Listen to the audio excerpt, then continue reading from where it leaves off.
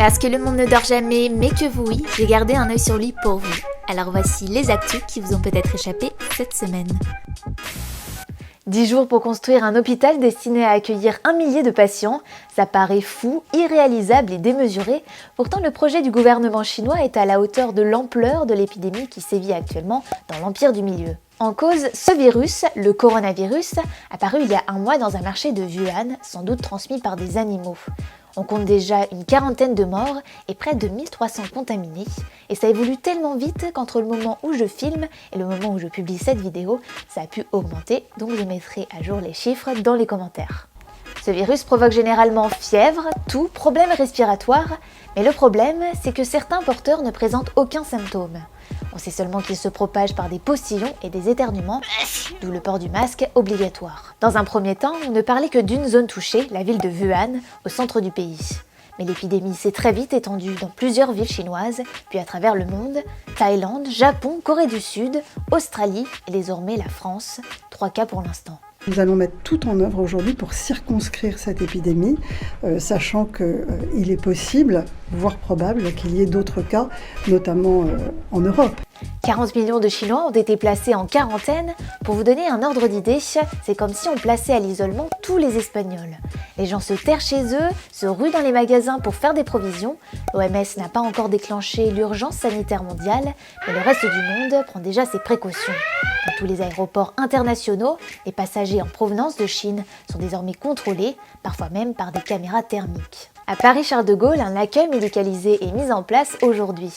Ce virus ressemble à 80% au SRAS, qui avait fait 770 morts dans le monde entre 2002 et 2003. À l'époque, les autorités chinoises avaient été accusées d'avoir caché le virus.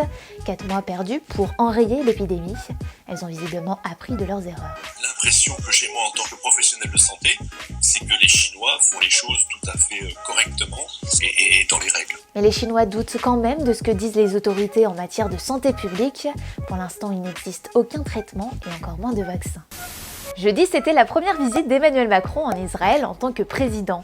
Et ça a donné ça. Everybody knows the rules. I don't like what you did in front of me. Okay? We keep calm. Emmanuel Macron qui se prend le chou avec les forces de sécurité israéliennes. You did a great job in the city. I do appreciate, guys.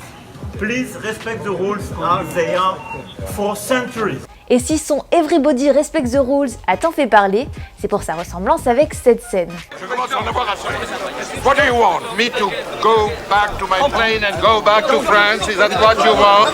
Jacques Chirac, même endroit, même accent, 24 ans plus tôt, piquant une colère pour les mêmes raisons. Les forces de l'ordre israéliennes dans l'église Sainte-Anne, un territoire français qui leur est donc interdit. Alors si certains y ont vu un coup de com', le président était à la base à Jérusalem pour commémorer le 75e anniversaire de la libération d'Auschwitz, plus gros camp de concentration nazi. 960 000 juifs y ont été assassinés, l'occasion pour le président de revenir sur la lutte contre l'antisémitisme et surtout sur la notion d'antisionisme. Pour ceux qui ne connaissent pas, c'est un terme assez difficile à définir car il ne signifie pas la même chose pour tout le monde. Pour certains, l'antisionisme, c'est une forme d'antisémitisme car c'est nier l'existence de l'État d'Israël et vouloir jusqu'à sa destruction.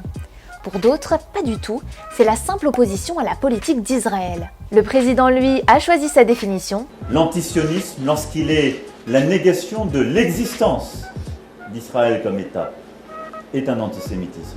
Et il entend donc le condamner. Ils sont de retour, les panneaux 90 km/h. Les départements peuvent officiellement rétablir cette limitation de vitesse, mais dans les faits, vous allez voir que c'est plus compliqué que ça. Vous vous souvenez, il y a plus d'1 an, le passage à 80 km/h sur les routes avait fait beaucoup de bruit.